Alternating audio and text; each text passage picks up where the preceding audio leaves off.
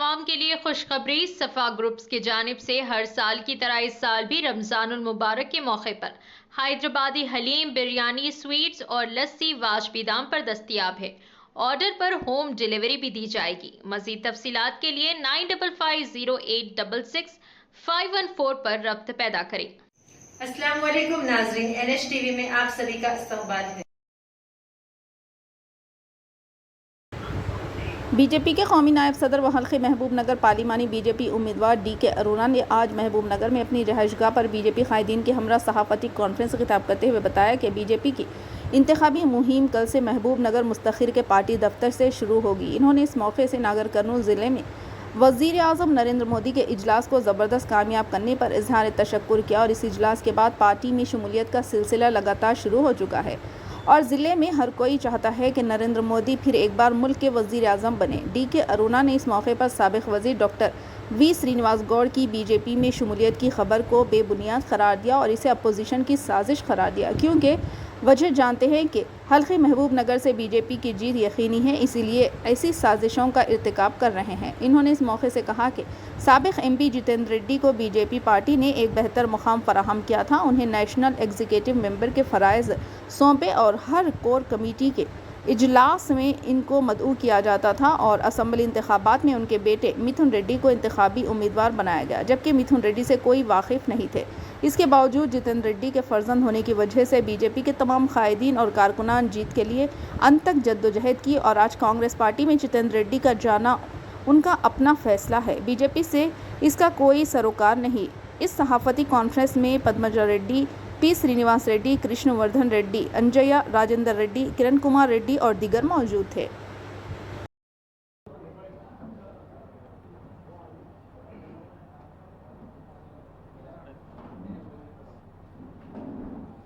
ఓకేనా స్టార్ట్ ఆ లైట్ అవసరమా కళ్ళకు పడుతుంది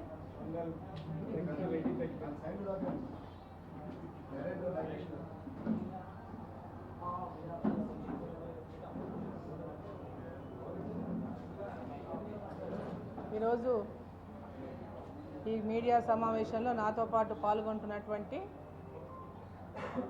జిల్లా అధ్యక్షులు శ్రీనివాస్ రెడ్డి గారు, రాష్ట్ర కార్యవర్గ సభ్యురాలు మాజీ అధ్యక్షురాలు పద్మజారెడ్డి గారు, యువమోర్చా అధ్యక్షుడు కిరణ్ రెడ్డి గారు, అదేవిధంగా రాజుగౌడ్ గారు, రాజేందర్ రెడ్డి గారు, ఇక్కడ ఉన్నటువంటి మా శ్రీరాములు, గంగన్న, మహేష్, మరి మీడియా మిత్రులందరికీ కూడా నా యొక్క నమస్కారం.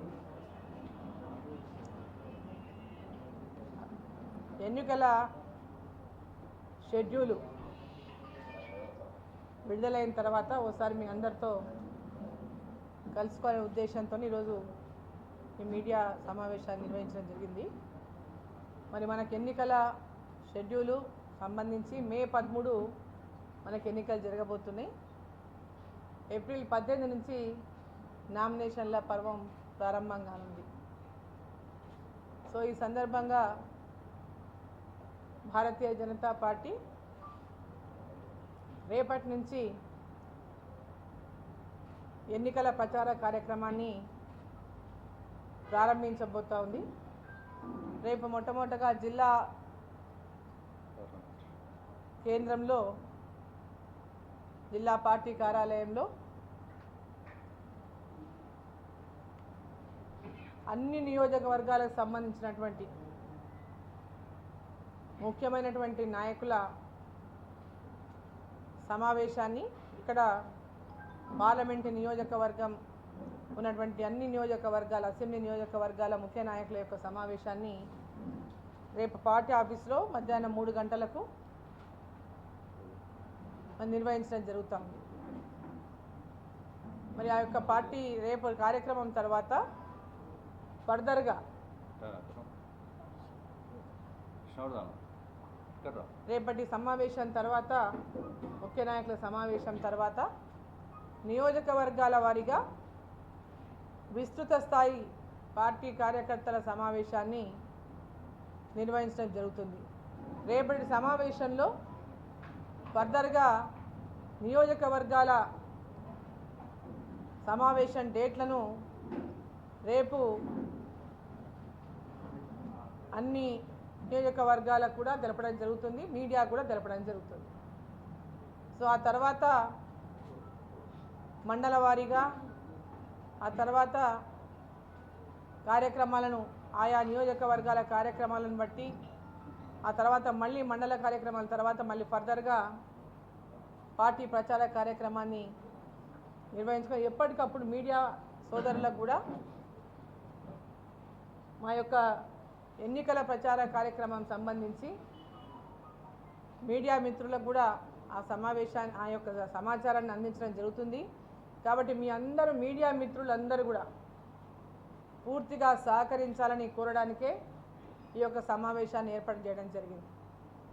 మా ఎన్నికల ప్రచారంలో భాగంగా మీడియా కూడా ప్రధానమైనటువంటి పాత్ర పోషిస్తుంది. సమాచారం ప్రజలకు చేరవేయడంలో మా యొక్క ప్రచార కార్యక్రమంలో మీరు కూడా పెద్ద భూమికను పోషిస్తారనేటటువంటి విషయం మీడియా మిత్రులందరికీ తెలుసు. కాబట్టి మీడియా మిత్రులందరూ నేను కోరేది ఈ యొక్క ప్రచార కార్యక్రమాల్లో రోజు పార్టీలో పెద్ద ఎత్తున చేరికలు మొన్నటి నుంచే పెద్ద ఎత్తున చేరికలు జరుగుతూ ఉన్నాయి.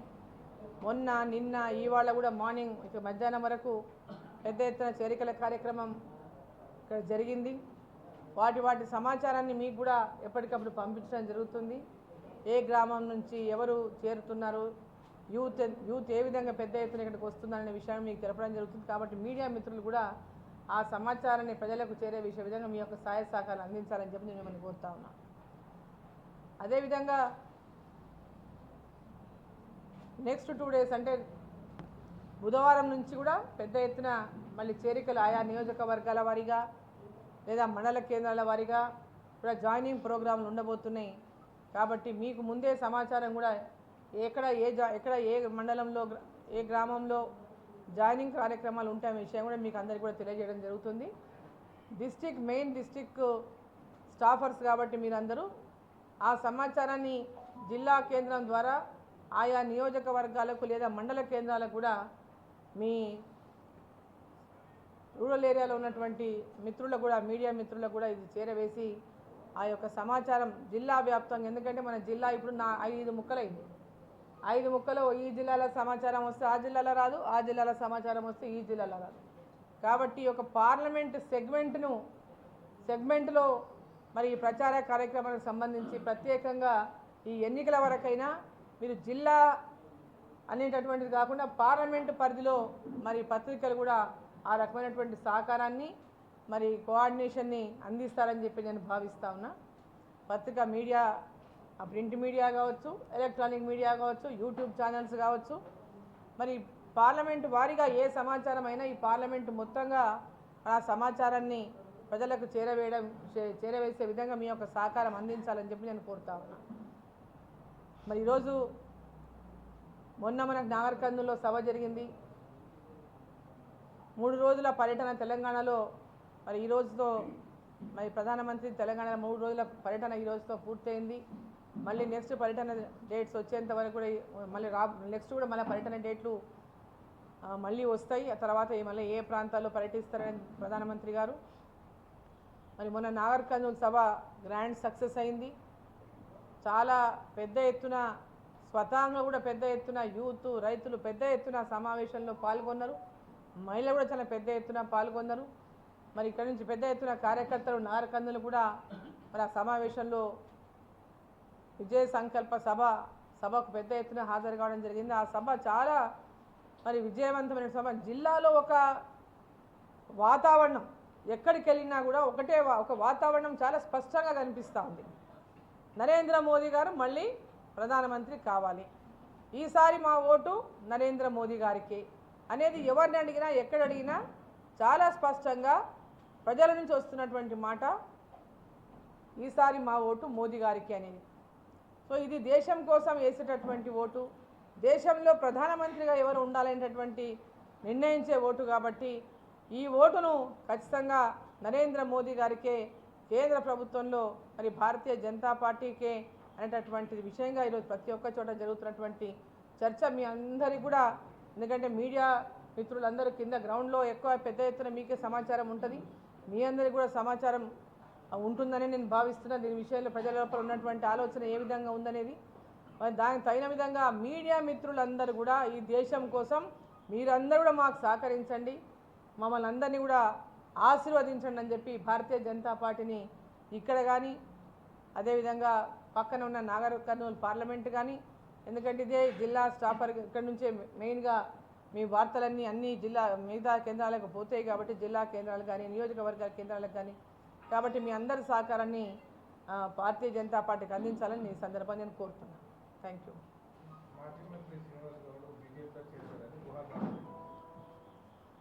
ఊహాగానాలే మీరే చెప్తున్నారు, ఊహాగానాలని. అసలు అటువంటి డిస్కషన్ ఎక్కడైనా జరిగిందే లేదు. ఎందుకు ఆ వార్త ఎవరు దీంట్లో పెద్ద వెనక ఉన్నారో, కుట్ర ఏముందో అర్థమవుతలేదు మాకు కూడా. దీని వెనక ఎవరో ప్రతిపక్షాల కుట్రనే దీని వెనక ఉంటుంది గ్యారంటీగా. ఎందుకంటే వాళ్ళకి ఈరోజు భారతీయ జనతా పార్టీ ఇక్కడ 100% మామూలు సీటు గెలుచుకుంటుందంటే అటువంటి పూర్తి విశ్వాసం ఉంది. దాంట్లో కావాలని ఇక్కడ ఏదో డిస్టర్బెన్స్ చేయాలని ప్రతిపక్ష పార్టీలే కుట్రమని ఇటువంటి ప్రచారాన్ని ఈరోజు ఇక్కడ చేస్తూ ఉన్నటువంటిది చాలా స్పష్టంగా అర్థమవుతా ఉంది. అటువంటి ఆలోచన లేదు, దాంట్లో ఎలాంటి వాస్తవం కూడా లేదు.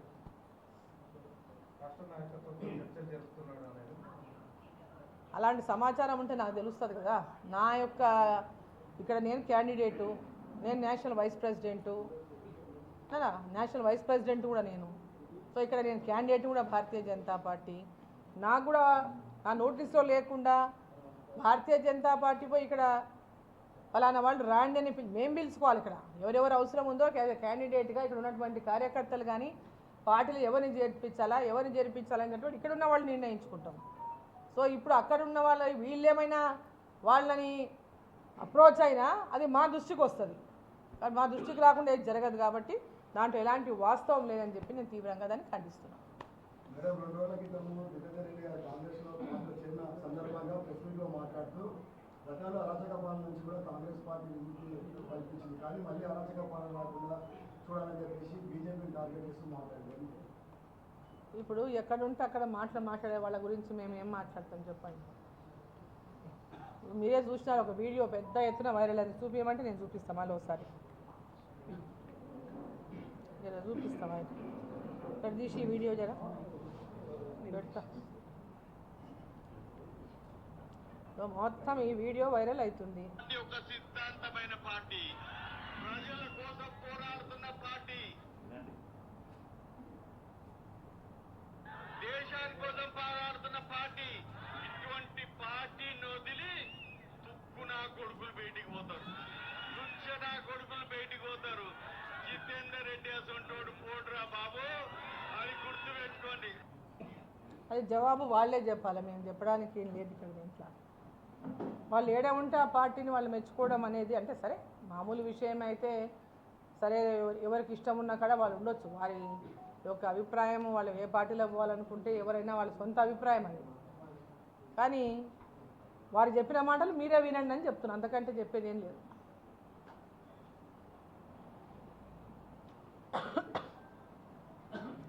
ఇప్పుడు మహబూబ్ నగర్ స్థానం నుంచి భారతీయ జనతా పార్టీ పెద్ద ఎత్తున గుర్తింపు ఇచ్చింది వారికి నేషనల్ ఎగ్జిక్యూటివ్ మెంబర్గా వారికి అవకాశం కల్పించింది.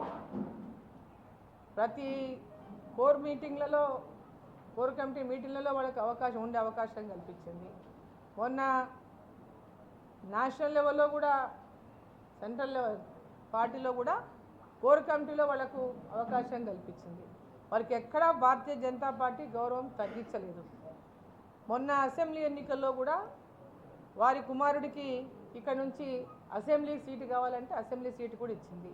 వారి కుమారుడికి మహబూబ్ నగర్లో ఎలాంటి పరిచయం లేకపోయినా, ప్రజలకు మరి మిథున్ రెడ్డి అంటే ఎవరో తెలియకపోయినా, ఎవరితో ఎలాంటి ఇక్కడ కనెక్షన్స్ కూడా లేకపోయినా, జితేందర్ రెడ్డి కొడుకు అని చెప్పేసి పెద్ద ఎత్తున కార్యకర్తలందరూ కూడా పూర్తిగా అహర్నిశలు కృషి చేసి ఇక్కడ ఆయన గెలుపు కోసం పనిచేసిండు. సో ఆ విషయాలన్నింటినీ కూడా ఒకసారి ఆలోచించుకోవాలి. కార్యకర్తల మనోభావాలను అంతా దెబ్బతీసే విధంగా పార్టీలో ఎవరు లేకుంటే నాకు టికెట్ ఇచ్చేది చాలా ఆక్షేపణీయం. ఆ వర్డ్ అనేది మహబూబ్ నగర్ స్థానాన్ని చాలామంది ఆశించిన వాళ్ళందరూ బయటికి వెళ్ళిపోయిండ్రు. ఈయన మాకే వస్తుందంటే వాళ్ళందరూ బయటికి వెళ్ళిపోయారు. ఎన్ఎం శ్రీనివాసరెడ్డి కానీ, ఎంపీ వెంకటేష్ కానీ, అదేవిధంగా అనేక ఇబ్బందులు పెడితే పవన్ కుమార్ కానీ పోటీ చేయకుండా పక్కకున్నారు. పి చంద్రశేఖర్ కానీ, ఎర్రశేఖర్ కానీ వీళ్ళందరూ పార్టీలోకి వెళ్ళిపోయిన కారణం ఎవరు చెప్పండి? ఆయన ప్రాధాన్యత ఇచ్చే వీళ్ళందరూ వెళ్ళిపోతున్నా పార్టీ ఊరికనే ఉంది. సో ఈరోజు ఎవరు లేక మాకు టికెట్ ఇచ్చి అనడము అది తీవ్ర ఆక్షేపణీయము. దానికి తీవ్రంగా ఖండిస్తున్నా. అసెంబ్లీ కూడా నేను పోటీ చేస్తాను అడిగిన మహబూబ్నగర్ అసెంబ్లీకి. ఎందుకంటే మహబూబ్నగర్ ప్రజలంతా కూడా ఇక్కడ మంత్రి గారిని ఓడించాలంటే బలమైనటువంటి వాళ్ళు ఉండాలని అంటే నన్ను అందరూ కంటెస్ట్ చేయమని అందరూ అడిగారు. సో నేను కంటెస్ట్ చేస్తే అవకాశం ఇస్తే అన్నారు. జితేందర్ రెడ్డి గారు పోటీ చేస్తారన్నారు. జితేందర్ రెడ్డి గారు పోటీ చేస్తా అంటే ఓకే అని ఊరుకున్నా. దాని తర్వాత వాళ్ళు చేయరు, కొడుకు చేస్తారని అనౌన్స్మెంట్ చేయించుకున్నాను. మమ్మల్ని ఎవరేమి అడగలేదు. అవును డీకే అరుణ గారు అడిగింది కదా, ఆమె చెయ్యనంటే మీ కొడుకు ఇస్తామని ఏం చెప్పలేదు. డైరెక్ట్గా అడగకుండానే వారికి అవకాశం ఇచ్చిండు. ఇంకా పార్టీ ఎక్కడ అన్యాయం చేసింది చెప్పండి వారికి? ఒకటే పేరు సెకండ్ లిస్ట్లో ఇచ్చిండ్రు. అప్పుడేమో నా యొక్క ఇదెంత ఉందో చూపించినా అని ఒక దిక్కు మాట్లాడతారు, మళ్ళీ ఒక దిక్కేమో ఇట్లా మాట్లాడతారు. ఇది సరైనది కాదు. ఇది ఒక పెద్ద నాయకుడు, ఆయన కూడా 2 సార్లు ఎంపీ గెలిచిన నాయకుడు. కాబట్టి ఈ విధంగా ఒక పార్టీలో ఉన్నప్పుడు ఒకలాగా మాట్లాడడం, పార్టీ బయటికి పోయినాక ఎంబడే ఇమ్మీడియట్గా ప్లేట్ ఫిరాయించడం అనేది సిద్ధాంతాలు అని ఒకసారి చెప్పి ఇప్పుడు మరి ఏ సిద్ధాంతానికి అడ్డుపోయిందో మాకైతే తెలియదు. మాకు తెలియదు. మొన్నటిదాకా తిట్టే వచ్చింది, ఇక్కడ తిట్టనే తిట్టిండ్రు, రేవంత్ రెడ్డి గారిని తిట్టిండ్రు, అందరినీ తిట్టిండ్రు. మరి ఇప్పుడు ఏ సిద్ధాంతం నచ్చి అక్కడ పోయిందో మాకు తెలియదు. సరే, వారి పార్టీ మారడం అనేది అది స్వవిషయం. సో కాబట్టి పార్టీలను, భారతీయ జనతా పార్టీని విమర్శించడం అనేది వారి యొక్క అంత పెద్ద ఎత్తున పార్టీని ఇక్కడ ఈ పార్టీ మీకు గౌరవం ఇచ్చినా ఆ విధంగా మాట్లాడడం మటుకు సరికాదని చెప్పి తెలియజేస్తున్నా. हमारे चैनल को लाइक कीजिए, शेयर कीजिए और सब्सक्राइब करना ना भूलें।